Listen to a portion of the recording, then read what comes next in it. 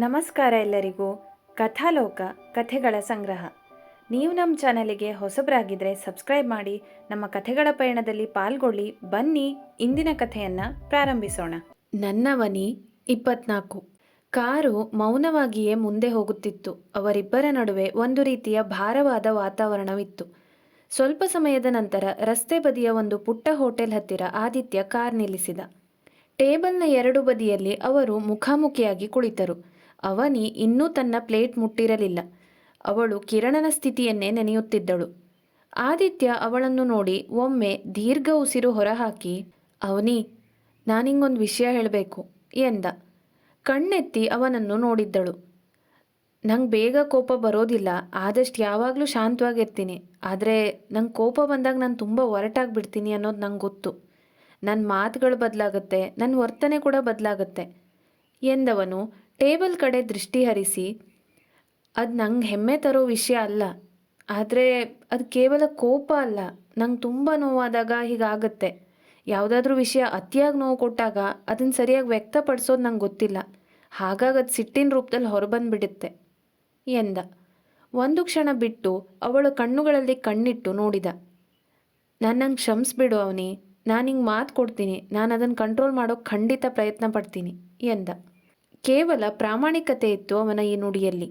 ಅವಳು ಇದನ್ನು ಮೊದಲೇ ನೋಡಿದ್ದಳು. ಆ ಸ್ಪೋರ್ಟ್ಸ್ ರೂಮಿನಲ್ಲಿ, ಆಡಿಟೋರಿಯಂನ ಹಿಂಭಾಗದಲ್ಲಿ. ಆ ಸಿಟ್ಟು, ಆ ಸಿಟ್ಟಿನ ಹಿಂದಿದ್ದ ಮೌನ ಮತ್ತು ಅವನು ಹೇಳಿಕೊಳ್ಳದ ಆ ನೋವು.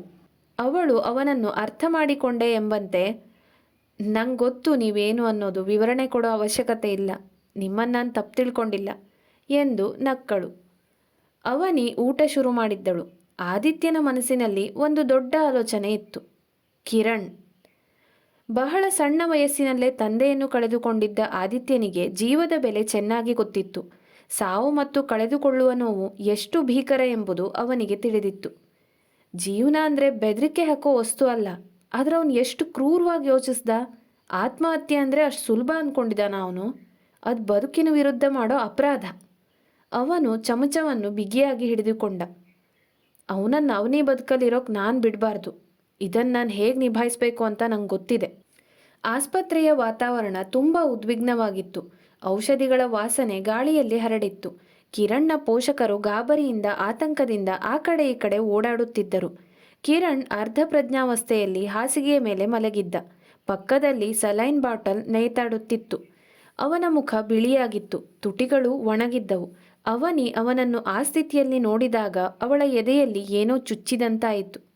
ಕೃಷ್ಣಮೂರ್ತಿ ಅವರು ಇವರನ್ನು ನೋಡಿದ ಕೂಡಲೇ ಹತ್ತಿರ ಬಂದರು. ನೀವಿಬ್ರು ಎಲ್ಲಿಗೆ ಹೋಗಿದ್ರಿ? ಎಷ್ಟು ಸಲ ಫೋನ್ ಮಾಡಿದ್ರು ನೀವಿಬ್ರು ತೆಗಿಲೇ ಇಲ್ಲ. ಅವರ ದನಿಯಲ್ಲಿ ಆತಂಕ ಮತ್ತು ಅಸಮಾಧಾನ ಎರಡೂ ಇತ್ತು. ಅವನಿ ಏನೋ ಹೇಳಲು ಹೋದಳು. ಆದರೆ ಅವಳು ಮಾತು ಪೂರ್ತಿಗೊಳಿಸುವ ಮೊದಲೇ ಆದಿತ್ಯ ಶಾಂತವಾಗಿ ಉತ್ತರಿಸಿದ. ನಾವು ದೇವಸ್ಥಾನಕ್ಕೆ ಹೋಗಿದ್ವಿ ಮಾವ, ಅವಳು ಫೋನ್ ಸೈಲೆಂಟಲ್ಲಿತ್ತು ಎಂದ. ಕೃಷ್ಣಮೂರ್ತಿಯವರು ತಲೆಯಲ್ಲಾಡಿಸಿದರೂ ಅವರ ಆತಂಕ ಕಡಿಮೆಯಾಗಿರಲಿಲ್ಲ. ನಂತರ ಅವನಿಯ ಕಡೆ ತಿರುಗಿ ಕೇಳಿದರು, ಅವನಿ, ನಿಂಗೆ ಇದ್ರ ಬಗ್ಗೆ ಏನಾದರೂ ಗೊತ್ತಿತ್ತಾ? ಅವನು ನಿನ್ನ ಹತ್ರ ಏನಾದರೂ ಹೇಳಿದ್ನಾ? ಅವನಿ ಉಗುಳು ನುಂಗಿದಳು. ಅವಳ ಕಣ್ಣುಗಳು ಅರಿವಿಲ್ಲದೆಯೇ ಆದಿತ್ಯನ ಕಡೆ ಹೋದವು. ಅವಳು ಉತ್ತರಿಸುವ ಮೊದಲೇ ಆದಿತ್ಯ ಮಧ್ಯಪ್ರವೇಶಿಸಿದ. ಅವಳಿಗೇನೂ ಗೊತ್ತಿಲ್ಲ ಮಾವ, ಗೊತ್ತಿದ್ದಿದ್ರೆ ಅವಳು ಮೊದಲೇ ಹೇಳ್ತಿದ್ಲು. ದಯವಿಟ್ಟು ಈಗ ಅವಳನ್ನ ಅಂಥ ಸ್ಥಿತಿಗೆ ತಳ್ಳಬೇಡಿ, ಮೊದಲೇ ಟೆನ್ಷನಲ್ಲಿದ್ದಾಳೆ ಎಂದ.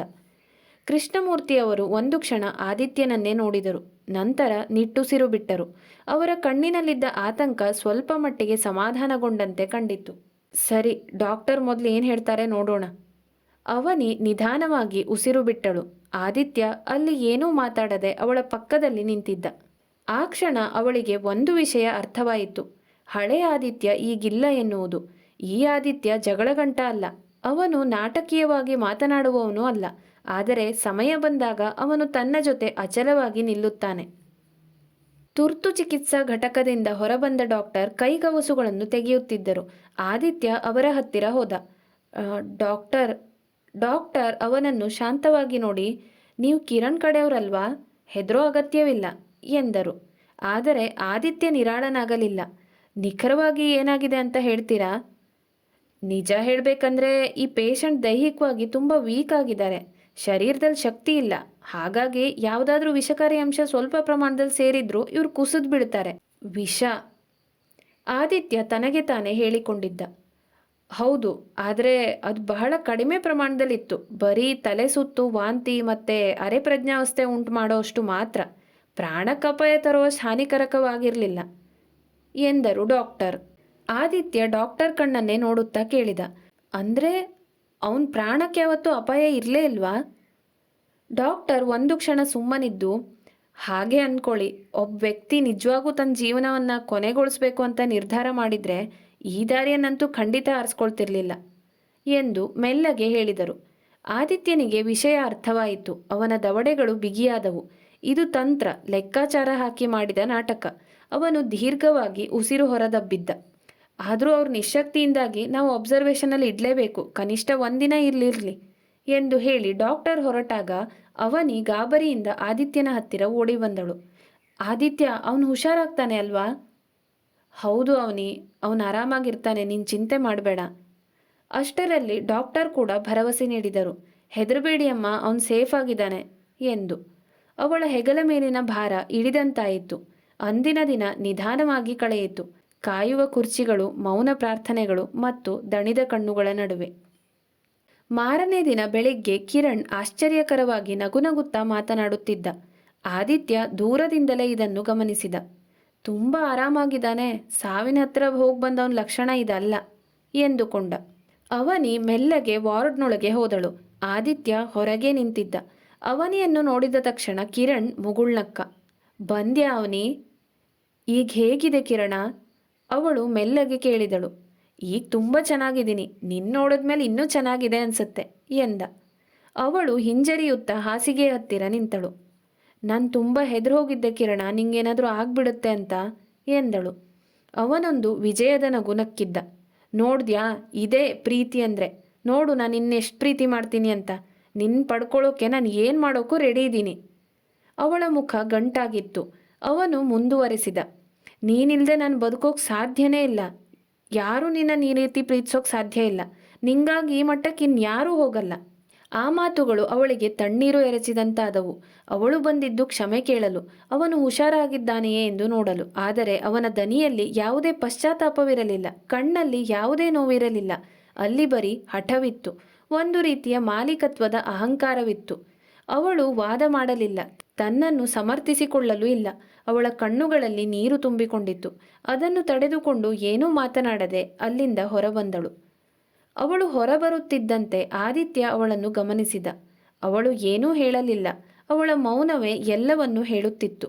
ಆದಿತ್ಯ ಆ ವಾರ್ಡ್ನ ಬಾಗಿಲನ್ನು ದಿಟ್ಟಿಸಿ ನೋಡಿದ. ಅವನ ಮುಖದಲ್ಲಿ ಯಾವುದೇ ಭಾವನೆಗಳಿರಲಿಲ್ಲ. ಅವನೇನೂ ಬದಲಾಗಿಲ್ಲ. ಹಾಗಾದರೆ ಈಗ ಬದಲಾಗಬೇಕಾಗಿರೋದು ನಾನು, ಆದಿತ್ಯ ಮನಸ್ಸಿನಲ್ಲಿ ಅಂದುಕೊಂಡ. ಮುಂದುವರೆಯುವುದು. ಈ ಸಂಚಿಕೆ ಹೇಗನ್ನಿಸ್ತು? ಆದಿತ್ಯ ಈಗ ಕಿರಣ್ ವಿಷಯದಲ್ಲಿ ಯಾವ ರೀತಿ ನಡ್ಕೊಳ್ಬೇಕು ಅಥವಾ ಯಾವ ರೀತಿ ನಡ್ಕೊಳ್ತಾನೆ ಅಂತ ನಿಮ್ಗನ್ಸುತ್ತೆ? ನಿಮ್ಮ ಅನಿಸಿಕೆಯನ್ನು ಕಮೆಂಟ್ ಮಾಡಿ, ಸಪೋರ್ಟ್ ಮಾಡಿ. Thank you. ಈ ವಿಡಿಯೋ ಇಷ್ಟ ಆಗಿದ್ರೆ ಲೈಕ್ ಮಾಡಿ, ನಿಮ್ಮ ಸ್ನೇಹಿತರೊಂದಿಗೂ ಶೇರ್ ಮಾಡಿ. ಇನ್ನೂ ವಿಧವಾದ ಕಥೆ ಕೇಳಲು ಕಥಾಲೋಕ ಚಾನೆಲನ್ನು ಸಬ್ಸ್ಕ್ರೈಬ್ ಮಾಡಿ, ಸಪೋರ್ಟ್ ಮಾಡಿ. ಫೇಸ್ಬುಕ್ ಮತ್ತು ಇನ್ಸ್ಟಾಗ್ರಾಮಲ್ಲಿ ಜೊತೆಯಾಗೋದನ್ನು ಮರಿಬೇಡಿ. Thank you. Bye bye.